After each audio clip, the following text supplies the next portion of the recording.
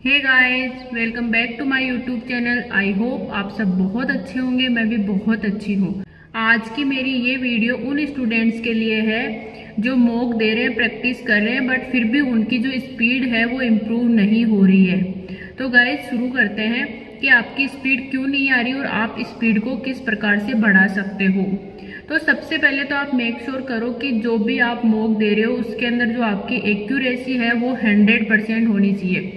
अगर एक्यूरेसी 100% है उसके बाद में भी अगर आपकी स्पीड नहीं आ रही है तो आप जो है वो सेक्शनल जो मॉक होते हैं, जैसे क्वांट का अलग है, रीजनिंग का अलग है, वो वाले मॉक दो। और उसमें भी ये मत देखो कि भाई आप टफ मॉक दो और उसमें आपके मार्क्स नहीं आ रहे। आप यहाँ पे इजी की प्रैक्टिस करो गाइज, क्योंकि सबसे ज़रूरी क्या है एग्जाम में, वो है कॉन्फिडेंस प्लस मोटिवेशन। जैसे आपने कोई टफ मॉक आ गया आपके सामने, आपकी एक्यूरेसी 100% है और आप उस मॉक को दे रहे हो, बट आपकी स्पीड की वजह से आपके मार्क्स कम आए, तो डेफिनेटली जो नेक्स्ट मॉक होगा उसके अंदर भी आपकी स्पीड कम ही रहेगी। क्योंकि क्या होगा कि आपके जो थॉट प्रोसेस है वो पीछे ही चल रहे होंगे कि यार उस वाले मॉक पे मेरे मार्क्स नहीं आए थे, तो इसमें आएंगे या फिर नहीं आएंगे, कैसे क्या कर रहा हूँ मैं। तो आपका जो मतलब एक अंदर से जो निकल के आता है ना कॉन्फिडेंस, वो कहीं ना कहीं मतलब थोड़ा सा लैग कर जाता है, जिस वजह से आपकी स्पीड कम हो जाती है। तो आप शुरू में क्या करो, जैसे अगर मान लो कि आप अड्डा से टेस्ट दे रहे हो, अड्डा से दिए जा रहे हो, आप उसको एक बार छोड़ो और आप टेक्स्ट बुक पे जाओ।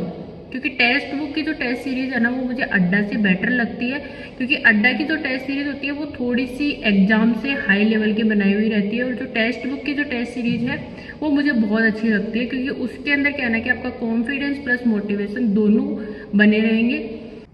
दूसरी चीज़ क्या होती है स्पीड नहीं आने की, कि जैसे हम मॉक देने बैठे और जैसे मैंने कोई पजल बनानी शुरू की, और जैसे पजल बनाते गए और हम उस पजल में अटक गए, हमें 2 मिनट लग गए और हम उस पजल में अटक गए। तो किसी किसी स्टूडेंट का क्या होता है ना कि ईगो हर्ट हो जाता है कि ये मेरे से क्यों नहीं हुई, ये तो मेरे से होनी चाहिए थी। भाई कई बार होता है कि वो चीज़ नहीं हो पाती, तो उसको छोड़ के और आगे चलो। तो उस वजह से भी आपकी क्या होती है ना कि स्पीड कम हो जाती है। फिर जो पीछे जो आपकी पजल नहीं बनी तो आपका ध्यान वहाँ पे अटक जाता है कि वो मेरे से क्यों नहीं बनी। तो जो आगे की आपकी जो स्पीड है ना उस पजल का, उस पर भी आपका इफेक्ट पड़ेगा। अगर मान लो आप इस पजल लेके चल रहे हो, नहीं हुई, 2 मिनट लग गए, कोई बात नहीं, उसको छोड़ दो, उससे आगे ट्यूशन करो, आप फटाफट से करो, फटाफट से करो। लास्ट में अगर आपके पास टाइम बचता है तो उसको देख लो, अन्यथा उसको जाने दो, कोई दिक्कत नहीं है। या तो वो टफ होगी या फिर आपका जो मैनेजमेंट है उसको बैठाने का वो बैठ नहीं पा रहा होगा। कई बार ऐसे होता है कि हम पढ़ कुछ और रहे होते हैं, लिखा हुआ कुछ और रहता है, क्योंकि हम इमेजिन कर लेते हैं क्वेश्चन को कि हाँ ये हो रहा होगा। कई बार मेरे साथ हो जाता है कि कोई लेफ्ट में बैठ रहा होता था, मैं उसको राइट में बैठा रही होती थी, बैठता ही नहीं था। तो इस वजह से भी क्या होती है ना कि स्पीड डाउन हो जाती है। और कुछ स्टूडेंट तो क्या होते हैं ना कि जैसे एक्यूरेसी के चक्कर में क्या करते हैं कि मैं क्वेश्चन छोड़ के आगे जाऊंगा ही नहीं, मैं तो ये क्वेश्चन मेरे को आना चाहिए क्योंकि इसका कॉन्सेप्ट मैंने क्लियर किया था और ये क्वेश्चन मेरे को आना ही चाहिए, इस वजह से वो आगे बढ़ते ही नहीं है। तो इस वजह से भी स्पीड डाउन हो जाती है। तो सबसे पहले आप क्या करो, जो भी आप मॉक लगा रहे हो, अड्डा से लगा रहे हो, क्लाउड अफेयर से लगा रहे हो, या फिर टेक्स्ट बुक से लगा रहे हो, आप एक बार स्विच करके देखो।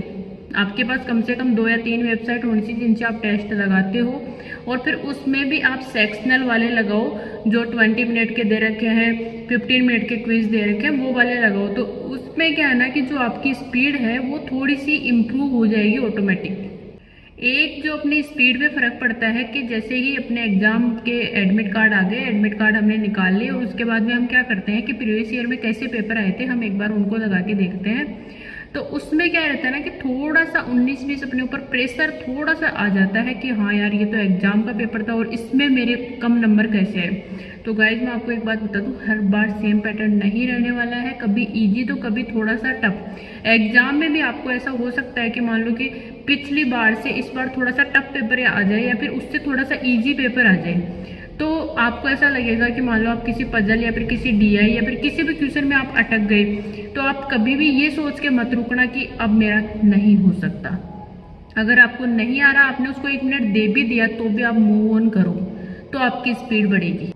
स्पीड बढ़ाने का एक तरीका और भी है कि जैसे अभी आप आरआरबी की तैयारी कर रहे हो, तो आरआरबी के अंदर क्या है, 2 ही टॉपिक है, 45 मिनट में है, मैथ्स है प्लस रीजनिंग है।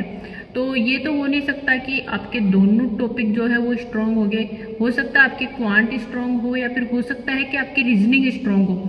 अगर आपकी रीजनिंग स्ट्रांग है ना, तो आप रीजनिंग को थोड़ा सा एक्स्ट्रा टाइम देके और फिर देखो कि भाई आपका मतलब मार्क्स बढ़े या फिर नहीं बढ़े। अगर आपकी क्वांट अच्छी तो आप क्वांट को थोड़ा सा एक्स्ट्रा टाइम दो। जो थोड़ा सा आपका वीक सब्जेक्ट है ना, उसको थोड़ा सा कम टाइम दो, क्योंकि अभी एग्जाम में हमें अपने माइंड को सेट करना है कि मैं किस तरीके से लेके चलूँगा तो मुझे एग्जाम में इतने मार्क्स मिल जाएंगे।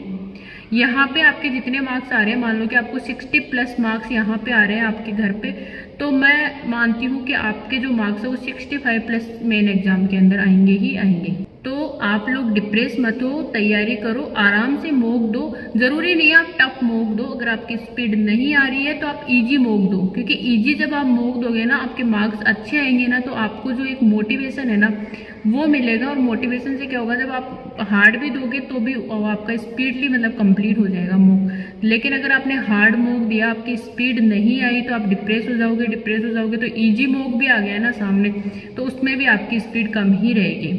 तो गाइज, कैसे लगे आपको मेरी ये वीडियो, कमेंट बॉक्स में कमेंट करके ज़रूर बताना।